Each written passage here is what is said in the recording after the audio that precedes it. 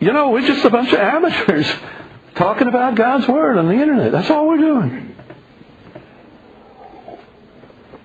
Do you have a degree in theology? And, what seminary did you attend, right?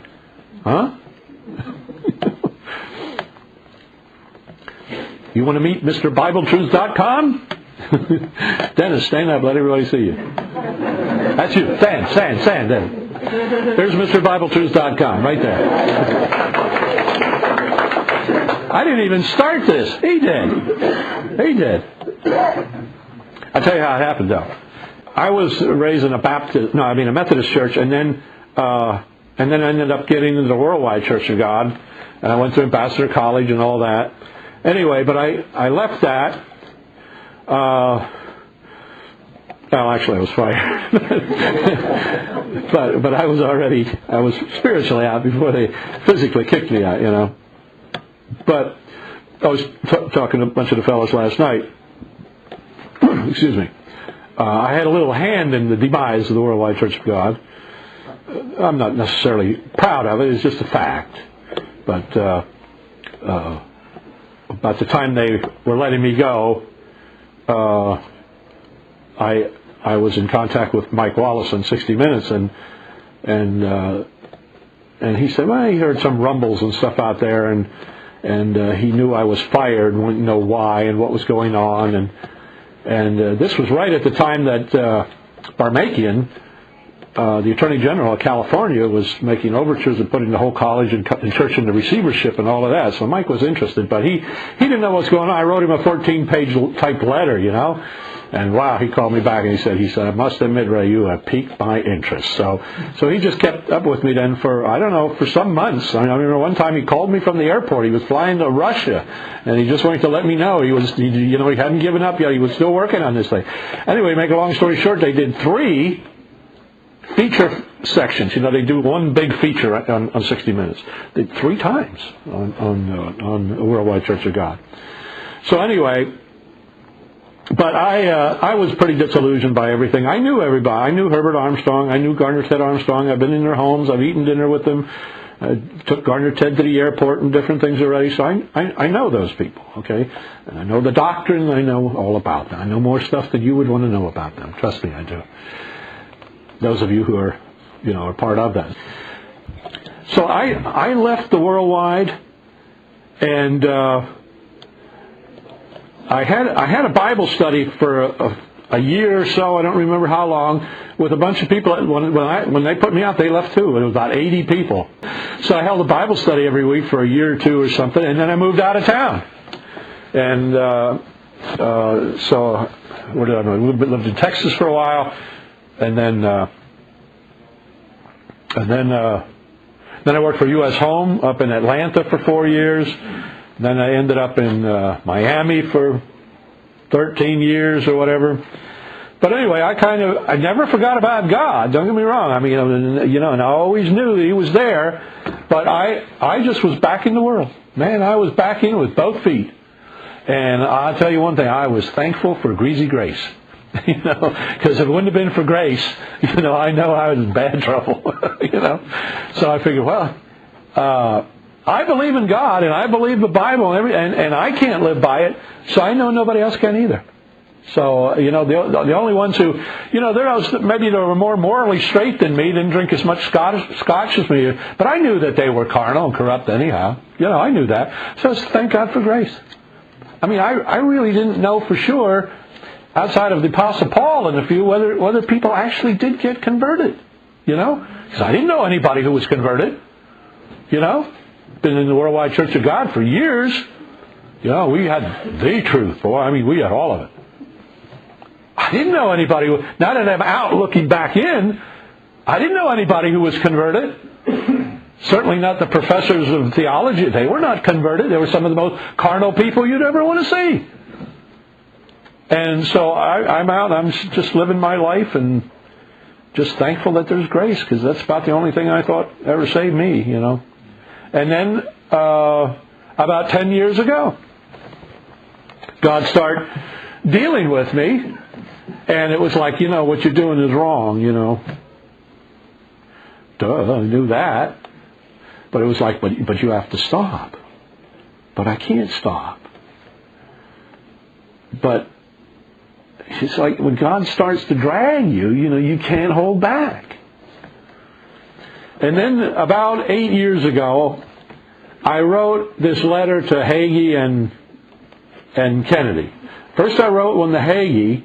A week later, Kennedy's on the talking about the same thing, talking about this hell. Hell is fair. And so a couple of weeks later, I said, I got to write about that too.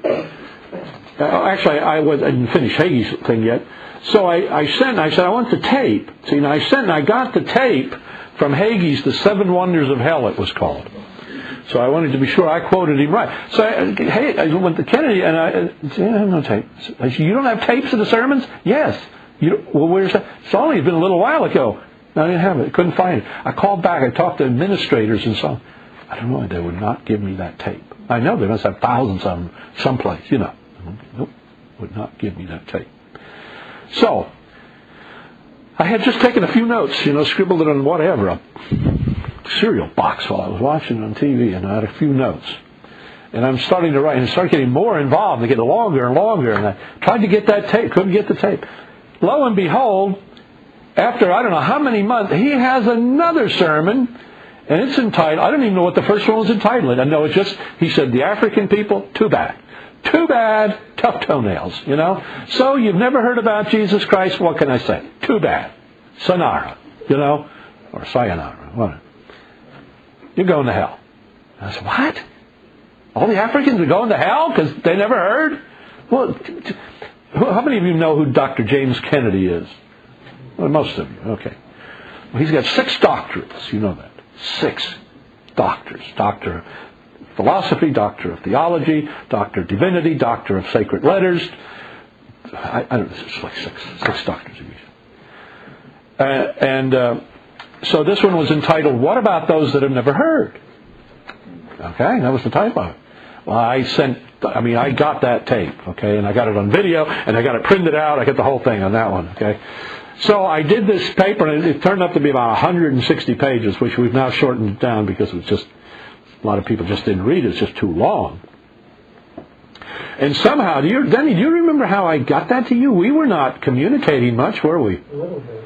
A little bit, were we? Print it up and handing it out. I was giving it out. I don't know why. Just giving it out. And I gave Denny a copy. You were in Mobile then? I was in Miami Beach. So I sent him a copy.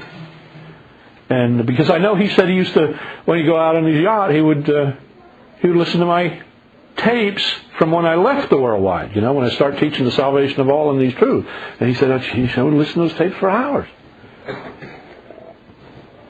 So I thought, I'll send Denny one. So I sent Denny a copy, and he called me or whatever and said, he said, we got to do something with this. I said, what do you mean do something with it? I'm handing it out. He said, no, we got to do something more. And he said, like what? Put it on the internet. Oh, the internet. And so Dennis had an idea for a name, and the name wasn't available, was it? Anyway, he wanted Bible. For some reason, he wanted Bible Truths. He just wanted that name. Anyway, I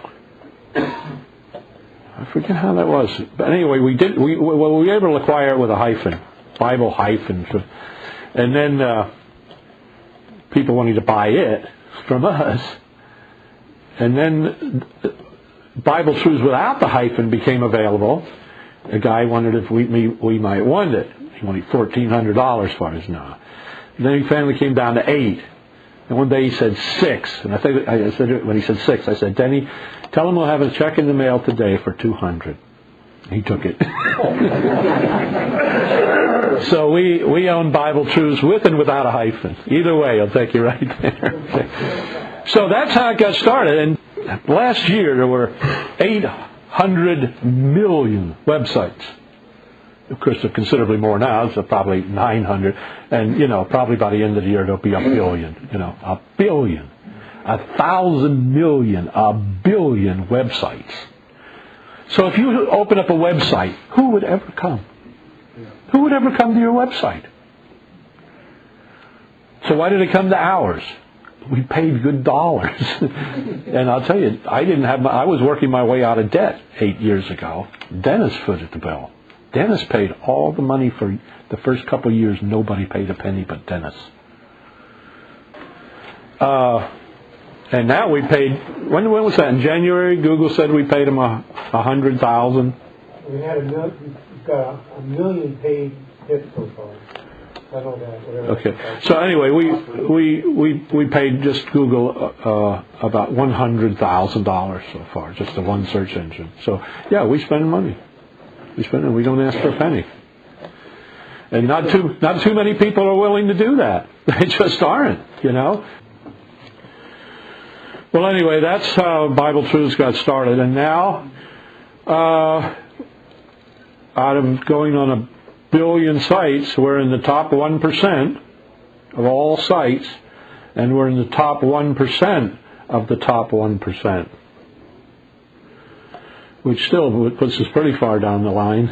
You know, there's still about 75,000 sites ahead of ours. But that's still not too bad, 75,000 out of 1 billion, you know, out of 1 billion. So I don't know where it's going. God knows where it's going.